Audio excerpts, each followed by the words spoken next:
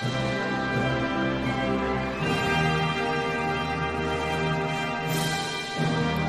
gamers, welcome back to the JRPG Report.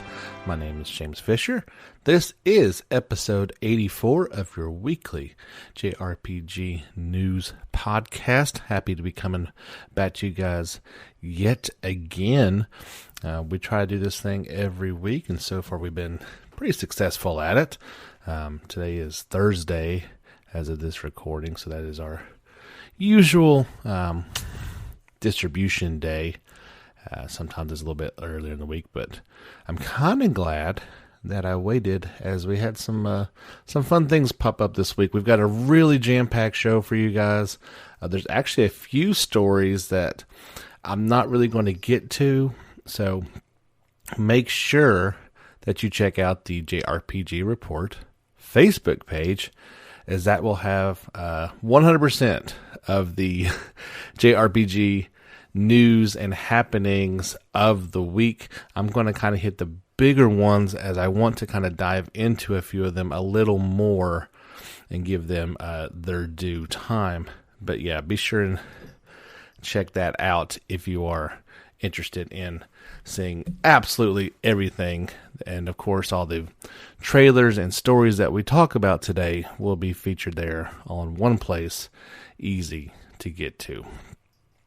So the big thing that popped up just a few hours ago, actually, and we've kind of had a few teasings about this, but Falcom did confirm the existence of the next entry in the Trail series of the Legend of Heroes games, and they are saying that this is all they're calling it, the next Trails game is due out September 2020 in Japan. They also mentioned that this the entire Legend of Heroes series has sold 4.3 million copies, which is not too bad considering kind of how niche this series is, and has really only kind of come into the limelight in the past few years. So remember a few months ago, we had that interview with the Falcom president, and he was talking about the future of the game series, and it sounds like there's going to be one new series, brand new offshoot, and then there's going to be kind of a spin-off in the Trails of series, and I think that's kind of what they're talking about. So it's not going to be Trails of Cold Steel 5. I don't believe that's what they're going to call it, but I do believe it will be in that world, so there may be some recurring characters pop up from time to time. But if I had to put money on it, that's where I'm thinking that this series is headed as far as the future goes. Now, the first things... The report, let's go ahead and finish the report. It also mentions that the company plans on releasing several remastered titles for PS4, as it did with Cold Steel 1 and 2 and Ys 8, as well as continue to take on challenges through the creation of new titles, including the Trails of and Ys series.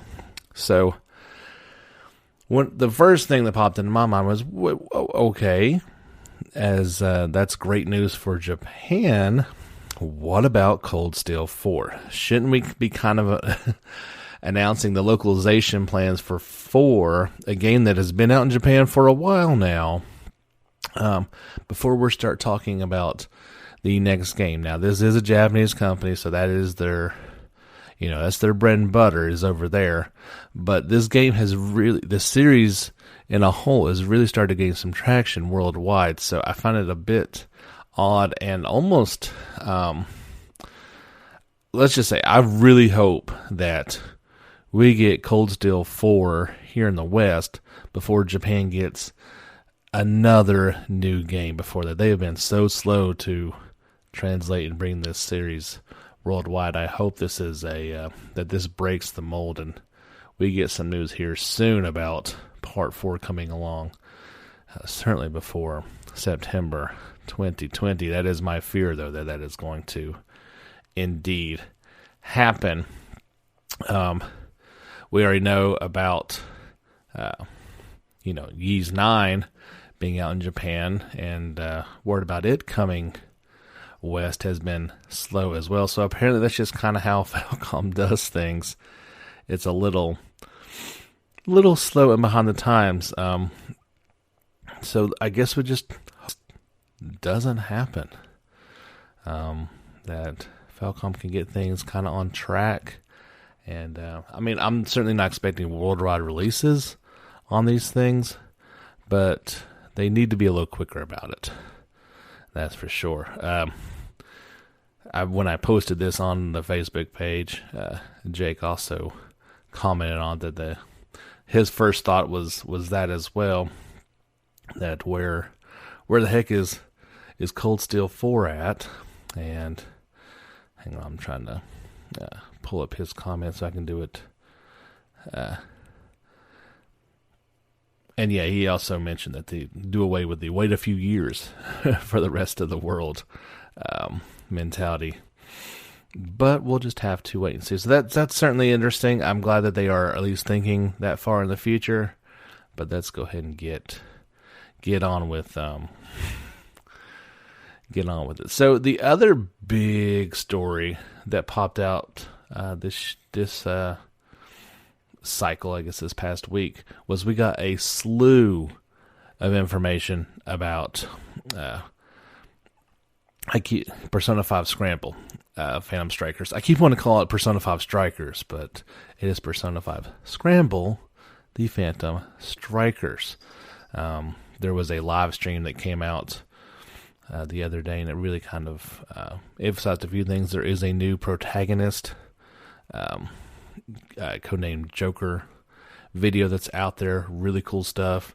You'll want to check it out. At the very beginning, they show what could be called a spoiler, but it's only a spoiler if you know the context of what it is from Persona 5. So if you have perhaps never played Persona 5, you're not going to even know why it would be a spoiler. It's just kind of there and kind of matter of fact.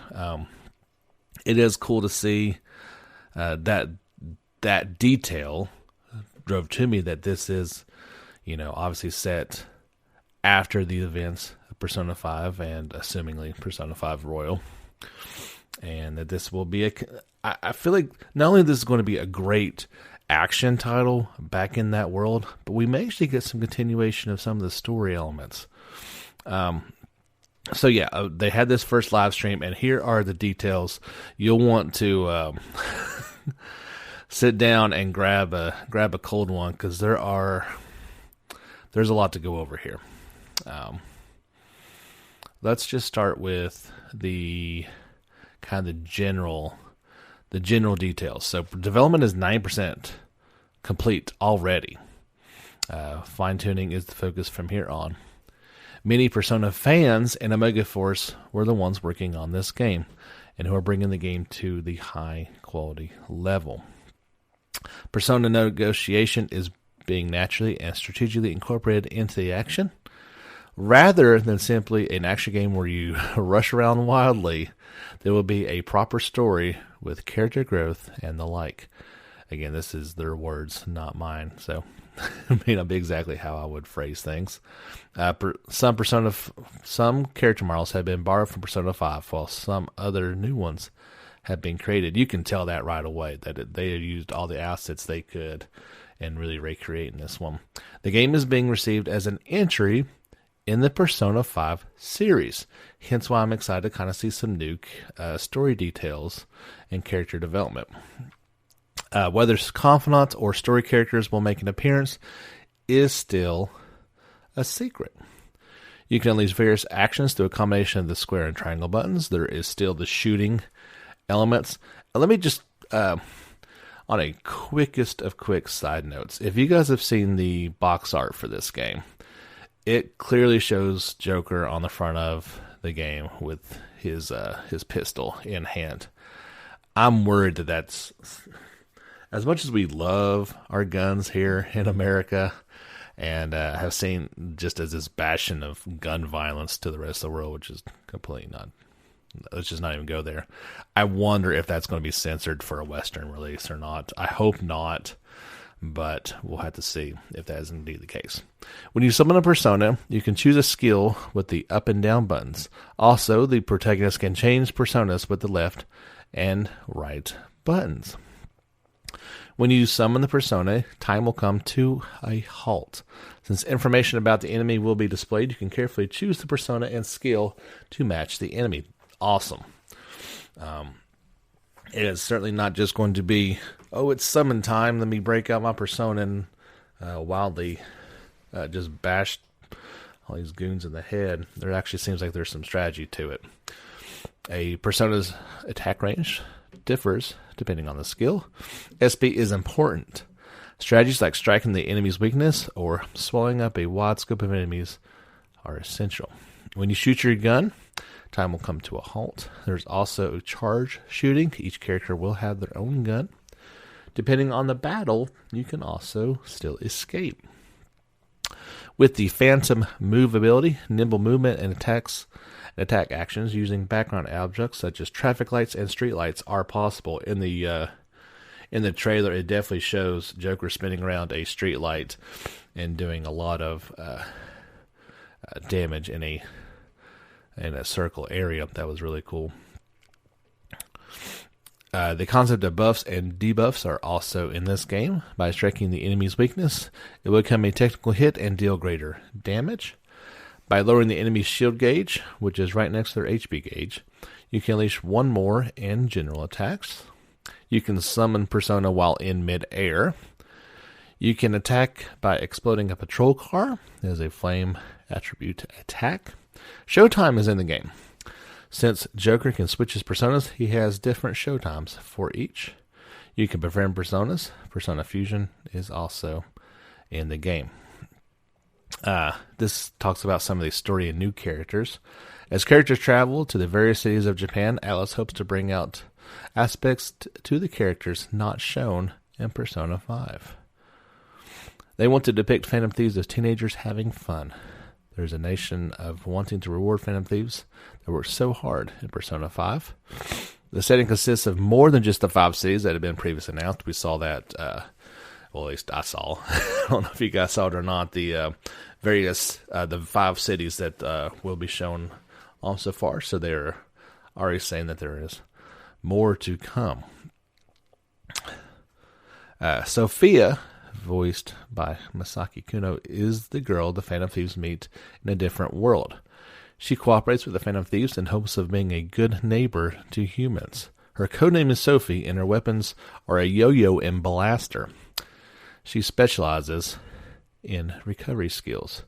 She controls a being similar to the persona called Pithos. Zengetsu Higashiwa is a public safety officer, safety police officer. At this point, it's currently unknown whether he will become an ally or not. Both these characters are heavily involved in the game. So they talked about the game system as well. The baton pass system for changing characters is included. Change characters in real time while striking the enemy's weaknesses. All-out attacks can be activated without stopping the flow of action. Each character has different parameters, weapons, and playstyle. Each character has their own HP, so switch up characters when you're in a pinch. Character growth also affects strategy. Enemies appear as enemy symbols on the map, and when you touch them, battle will begin. You can also encounter enemies by shooting them. Also, by successfully sneak encountering enemies from behind or overhead, you can start the battle at an advantage as a chance encounter.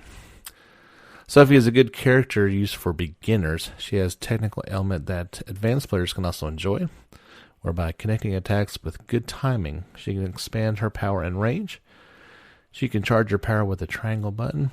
Her charge shot can possibly paralyze the enemy. Of course, Panther uses her whip. She fights with magic more so than power. Among her attacks is a fire attack unleashed by Carmen. By pressing the triangle button, she can enchant her whip with fire to deal fire attribute damage and attacks. She can also enchant while attacking. She can also lower the enemy's attack power with the Tarunda skill. All of Skull's special attacks can be charged. By charging Zio, he can become that. By charging, Zio can become Mazio. While it takes some time to charge, Skull can activate super armor to take hits without recoil. They say the damage is slightly reduced in this mode. Strategy is an important element of battle. It can be very difficult to win with power alone. By lowering the down gauge in mid-boss battles, a special auto attack can be activated. Analysis allows you to check enemy weaknesses and perimeter status. For example, when an enemy's defense is lowered by Rakunda, you can check this information via analysis. Boss battles can be made easier through debuffing. During battle, a party member may suggest an attack at particular timing where they can unleash an effective attack. By following through on their suggestion, you will switch that character as soon as the attack begins. There's also an easy mode for users who also want to enjoy the story. Difficulty can be changed at any time during the game. So there's a kind of a good heads up on everything that's included in the game. It really looks like they've taken the world of Persona 5 and made it into a action game, but still using all those elements of Persona 5 that made it so unique and fun. This does not sound just like a mindless hack and slash. Looks like there's strategy. Looks like you're going to have to use all those things that you used in Persona 5 to your advantage in order to make this work. I'm very, very excited about this game. I've been excited about it ever since I saw it. Not only just as a Persona fan, but the game looks good and it looks like a lot of fun. And it doesn't make me think of just an offshoot, just using the characters and trying to make a quick buck. It actually looks like it's going to be a pretty good game. Are you guys looking forward to it? I know I am. So those were the two kind of big stories that I wanted to get to. There's a few other ones that've got some meat to the bones, but let's kind of dive into some quicker ones. I was a bit surprised by this one. A Resident of Fate 4K/HD edition will launch in December in Asia. It does have English and Chinese language support. We saw this kind of with the Dragon Quest first 3 games. This is through Play Asia, and so they kind of made a physical version of it, and it looks like that's going to be just what's available. There's not going to be a special Western edition. This is what it's going to be. So this is known as End of Eternity. Not just has a December. No actual date on it. The standard edition is going to go for $44.99. Again, that can be pre-ordered through the Play Asia website. There's also a collector's box, and that is $30 more. Of course, you get the game, you get the collector's box packaging, art collection, art book, which is 54 pages long, and the Battle Track collection, which is 2 discs long. So this is also available on Steam if you just want to download it. But if you are looking for this physical copy, you can pick it up. I've got this game on PS3, and I can't remember if I actually tried to play it or not. It's one of those games that's known as being a pretty difficult and different type of games. I mean, Art Systems Works did this one, and with the help of Tri-Ace. So it had some good muscle behind it. Just one of those ones I just never got around to. And I guess if I saw this would certainly be the way to play it. Very interesting gameplay with use of guns as your main attack weapons. Maybe something to pick up down the road a little bit. Project Secure Wars got some new information. There is going to be a demo which will launch November 21st in Japan. The demo will allow players to experience both the game's adventure and battle parts, and this is out ahead of its December 12th release in Japan. No word on if that's going to be also available. Of course, it's not coming out until the spring 2020 in the West, so maybe we won't get that demo for a little while, as I'm sure it's mostly in in Japanese. There was also a big breakout on in Weekly Famitsu. They introduced enemy character Oboro, the heroin joint attack special moves, as well as 2 new mechs. So I've got that story all linked on the Facebook page. If you're really looking forward to this one, there is a ton of information to go over. This one, just quickly, is not a JRPG by traditional standards. We briefly mentioned during the Halloween episode that Diablo 3 was a game that you would be able to maybe pick up at Halloween due to its creepy and hellish settings. And I was happy to see that Blizzard had finally announced Diablo 4 for PS4, Xbox One, and PC back at BlizzCon. A release date was not announced. I did share this one over on Facebook, so if you want to check it out, it's got a incredible looking trailer to it. As you know, we don't just play JRPGs here. You've got to take a break every once in a while, and that's one of the series that I quite enjoy. Taking a break and playing. Fairy Tail Episode 1 will launch for PS4 on November 5th, so that has already happened.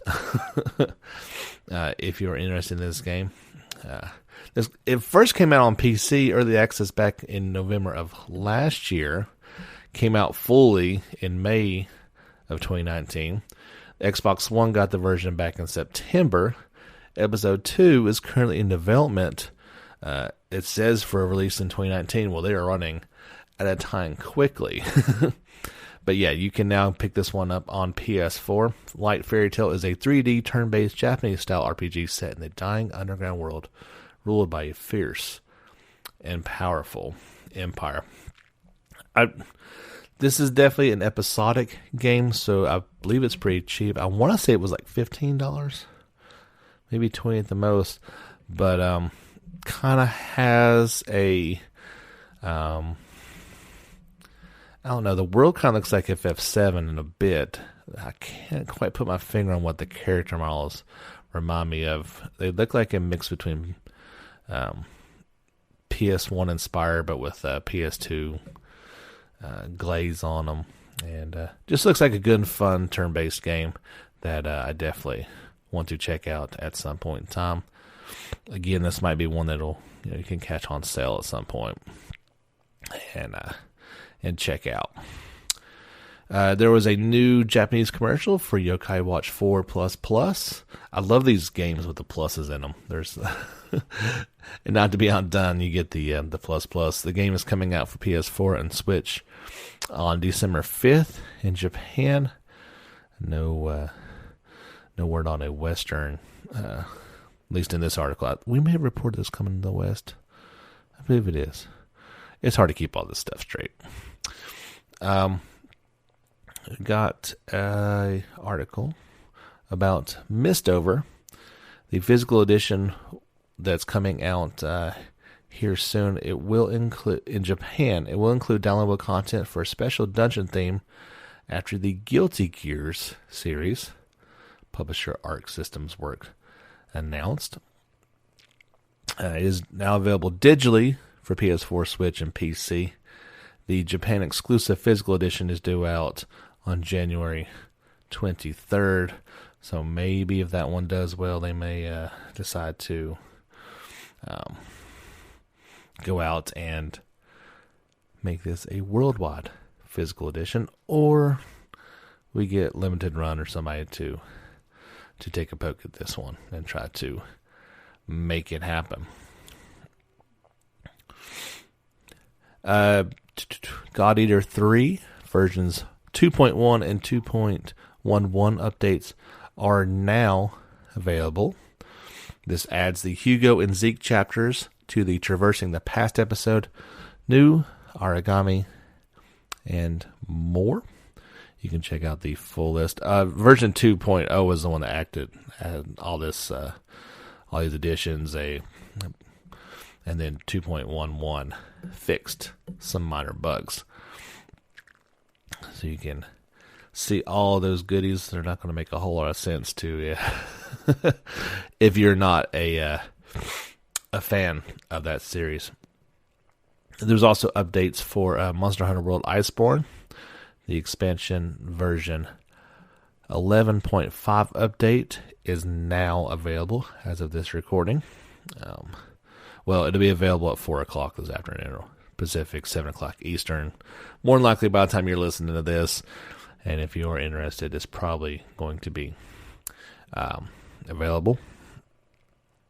Fix some minor bugs and all kinds of there's quite a few corrections and things that they made. So again, check out the Facebook page for the full list of all the goodies that you can be experiencing in Monster Hunter World Iceborne.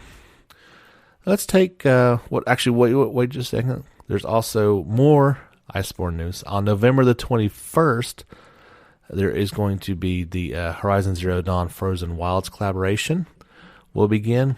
And again, as of right now, part of that fix that we just talked about on November 7th, there's going to be a Resident Evil 2 collaboration. Leon, Claire, and Tyrant will pay a visit to Iceborne. So that's pretty cool. There's also some updates coming up in December that you will want to check out if you're so inclined. So head over to the Facebook page, give us a like, and check out the full list of all the information coming to Monster Hunter World Iceborne here very soon. Let's take just a quick break and a breather, pay some bills, and we'll be back with part 2 here in just a moment after a word from our sponsor. In just over a week from today, all you Poke fanatics will finally get your hands on Pokemon Sword and Shield. Of course, due out on the Switch on November 15th. And Pokemon Company and Nintendo is getting everyone ready. There is a special 5-minute overview trailer, as well as the always humorous 30-second TV commercial for you guys to check out. Of course, you know where to go see all that stuff. And right before it, they also detailed handy features, new items, Gigantamax Pokemon encounters, and the first online competition, including mints, special supplements, experience candies, and more. So a ton of information is out there.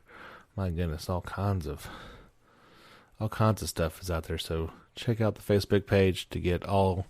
If you want to, obviously being this close to coming out, you may be like, hey, I just want to play the game and experience some of this stuff on my own. I don't want to have too much spoiled for me. So yeah, just one more week, guys. Chill out. It's almost here. You'll have your Pokemon for a long, long time. The Alliance Alive HD Remastered for PC will finally come out on January 16th of 2020. Publisher NIS America announced. Of course, the game is already available for PS4 and Switch worldwide, so not exactly sure why PC owners had to wait a little bit longer for a remake of a 3DS game, but there you go. January 16th, you can finally get your hands on it. Speaking of games that got delayed forever, Arc of Alchemist for Switch is coming west alongside the PS4 version in early 2020. Idea Factory International announced. Like the PlayStation 4 version in North America, the Switch version will be digital only release in both regions. PS4 version is available both physically and digitally in Europe. The company announced that the new features added to the Switch version of the game for its Japanese release back in October will be present for both the Switch and PlayStation 4 versions in the West, which include an updated systems feature and the ability to choose and play between 7 plus possible characters. So at least have a time frame on this one as early 2020. The game looked intriguing, but yeah, just so many delays for this one. And it's kind of gone off my radar, and early 2020 is not going to be a good time for it to come out, especially if it starts drifting towards March. If you were a fan of the game Death in Request, well, Part 2 will launch February 13th of 2020 in Japan. The latest issue of Weekly Famitsu revealed. A 10,000 yen limited edition will also be available. That will include the original storage box, visual fan book, mini soundtrack, and art data CD, as well as 3 posters. They also released a little bit of information about the game. They launched a new website for it, so there's all kinds of information that got kind of put out there. Some images going with it. It looks like a creepy kind of game for sure, with a pretty cool cast. Of course, this is Compile Heart, so you kind of know what you are getting with those titles. I've never been against Compile Heart. I've actually enjoyed a few of their titles, but we'll have to wait and see. Of course, there was an opening movie as well as accompanying this, so if you're interested in that one, you can check out a ton of good information about some of the characters, the battle systems, locations, and such. I didn't play the first one, so I haven't really gotten into this one. It'd be really cool if they decide to throw the first one in there, like they did with Mary Skelter. We'll see if that actually happens or not. Got it interesting. Well, first off, Fairy Tail got a hands-on preview screenshot and new gameplay. Not trailers, but videos were out there. A few outlets, including DualShockers, GameSpot, Nintendo Everything, Noisy Pixel, and for Extra Life. Is that how you say that? It's Extra Life with an F at the beginning of it. I've not heard that one. So they all had different videos for it, showing off different aspects of the game. Of course, it's due out. All they're saying is 2020 on it for PS4, Switch, and PC of the new Koei Tecmo and Gust Fairy Tail RPG. Again, I've not watched the anime, so I'm not super familiar with it. But the game, just from a game standpoint, looks really cool. I like the art style. I really like the battle system, the way it looks. Gust also put out a little blurb, and let's see. They say they have 4 projects in development, plus a new Atelier game. You guys knew it was coming. I mean, Raza's out now, so it's on to the next. So this was a Gust producer, Kaguchi, told Accu Gaming. These are some of the tidbits from that interview. It kind of focused on Fairy Tail, but it went in a few different directions. So about game Fairy Tail in particular, they chose to start the story from the middle to have a game with many characters and more advanced development such as techniques and magic, as well as to start at a time when the guild is destroyed, so players had to start from scratch while already having all the content in place. Hiro Mashima was very open to the addition of original content and all new content from costumes to new scenarios were approved by a committee composed of him and others. The focus is on existing characters, not creating new ones. As far as downloadable content, they are considering bonus items and possibly additional scenarios. However, as far as dealing with the arcs of the story not covered in the game, that will be best done for a future installment, i.e. sequel. So yeah, they're not sure what the other projects are, if you're including Fairy Tail, the new Atelier game, but rest assured, there's more coming. Don't worry. Square Enix, their first development division, is currently working on an unannounced new intellectual property for high-definition consoles, they say. Of course, this the first development division has a diverse portfolio. They're currently working on FF7 Remake. They did Kingdom Hearts 3, Saga, Scarlet Grace, Romancing Saga 3, the remake, and Romancing Saga Reuniverse, as well as various other titles. They have a large, skilled staff in a range of fields from consoles to smartphones. They say, quote, they are aiming to realize a next-generation action game experience that goes beyond the framework of existing action games with an international team of creators from all over the world.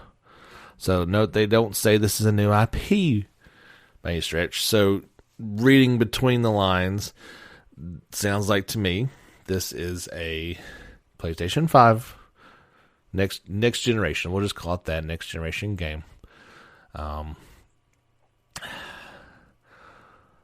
what do you think it's going to be?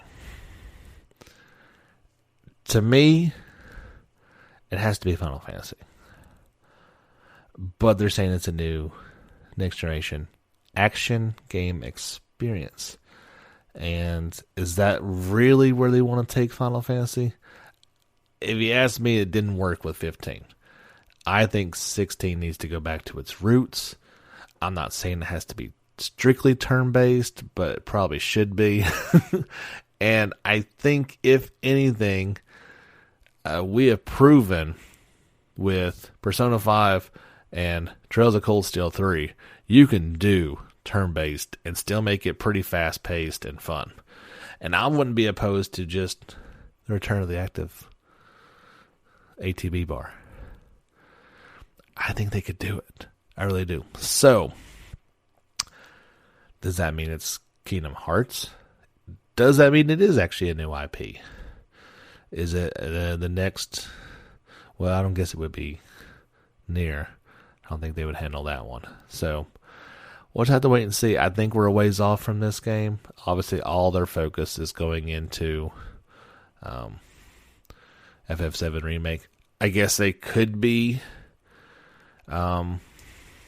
talking about the next couple episodes of FF7 Remake. You know, we're probably... I still think we're talking about a trilogy. I really do. I think they're going to find enough content to make it three games long. But we'll just have to wait and see. So speaking of FF7 Remake, and one of the...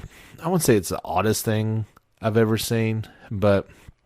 So, Square released a commercial, and it apparently aired during Fuji TV's FNS 27-hour TV Japanese Sports Are Strong television broadcast. The commercial that went on the air was 7 minutes long. And so you're like, oh my gosh, 7 minutes, that's crazy. If you're watching broadcast television in America, you usually get 6.5 minutes of commercials for every 30 minutes. So a 7-minute commercial, if you do it for an hour-long program, is really not that long. It's all at once.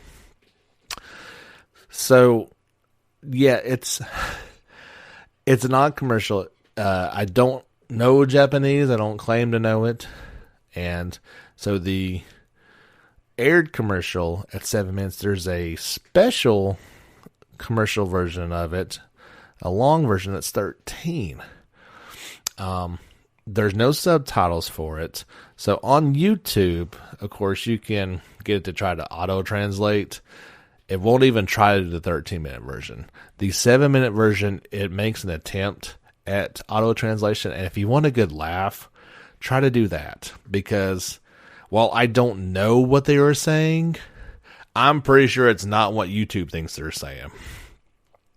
It is a hot mess of whatever they're trying to say. So here's the gist of the commercial.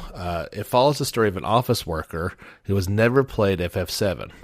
He plays it cool while discussing the release of FF7 Remake with his bosses and girlfriend, as well as Final Fantasy VII mega fan. He kind of shows up in a bar, and he's still looking at of course it's all Japanese, so it's the Japanese version of the strategy guide, a well-worn copy of the strategy guide. They actually show the original PlayStation copies of the game with the black backs to them in the original box art. It's really well done. Anyway, the girlfriend knows FF7 by watching her brother playing it grow up. During these discussions, the office worker gradually becomes interested in playing the title. He should probably try to play the original first. However, it's interesting. I don't see how they'd have to completely redo it for America, but maybe they'll try to do it, because it's actually a pretty sweet and cool commercial, just getting a feel of it. At one point, I think the translation actually worked for a brief moment, where it shows the girlfriend watching her brother play it and saying it was her favorite game, even though she's the one holding the controller at one point during the game. And, that's the way it's going to be for a lot of people. Now, for me, in 1997, I was 16 years old.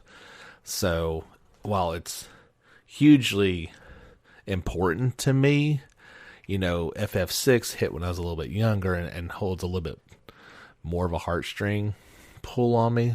But, let's say you were closer to 10 or 12 and you played FF7 for the first time, you're probably going to be what they're trying to convey in this commercial. So, yeah, if you know Japanese, definitely check this thing out. It's pretty fun. It's pretty cool.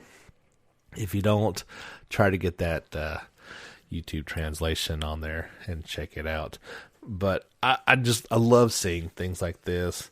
As it's gearing up, guys. We're less than 4 months away. No, 5 months. March. It's November. So yeah, we're getting there. We're getting there. So definitely go over to the Facebook page and check out the link for that. You will thank yourself for doing it, no doubt. That's all I got for you guys. Like I said, there were a few things we didn't cover. So if you head over to Facebook and see stories like, hey, James didn't talk about this week. Why not? Well, it's because we're like over 40 minutes long, and I really want to talk about those things a little more in depth. I feel like there's plenty of weeks where there is no news, and I've got to kind of talk about everything. This was not one of those weeks, and I'm kind of glad that it wasn't.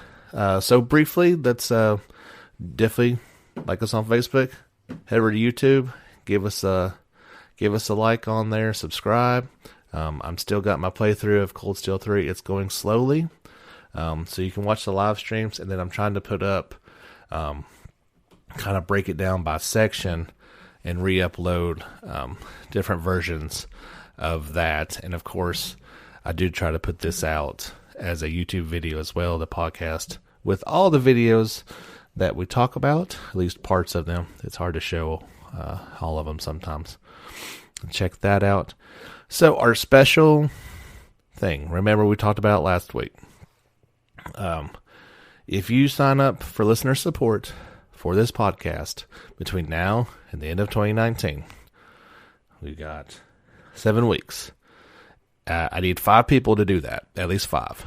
I'll take more than that. That'd be great. If 5 of you will sign up to support this podcast, all it takes is $1 a month. You can spend more than that in 5 seconds and throw it away. So choose to support this podcast. That'd be great. Everyone who signs up to support this podcast, you're entered in to win. Somebody will win the limited edition copy of Final Fantasy VII Remake. That's $80 value. So if you do that, it's way cheaper than buying a lottery ticket, and you got pretty decent odds of winning. Now, nobody's done that yet, and if I don't get at least 5 people, I can't really afford to shell out $80. But I really want to do this to help out you guys and help me. I'll help you type of deal. I think it'd be a lot of fun, a way of giving back to you guys who have given so much to me by listening to this podcast every week. So there's a link to the Facebook page. You can find it on the bottom of the podcast. If you go and look and scroll down a little bit, you can figure out how to support the show. If you can't find it, don't know where it is, I will gladly send it to you. Send me a message on Facebook. Pop me an email, James Fisher, Fisher, productions@gmail.com. There's tons of ways to get a hold of me, and I will gladly send you the link that you need. That's all we got for episode 84 of the JRPG Report. And we'll be back with you guys next week to talk about more fun things. But until then, get back out there, level up.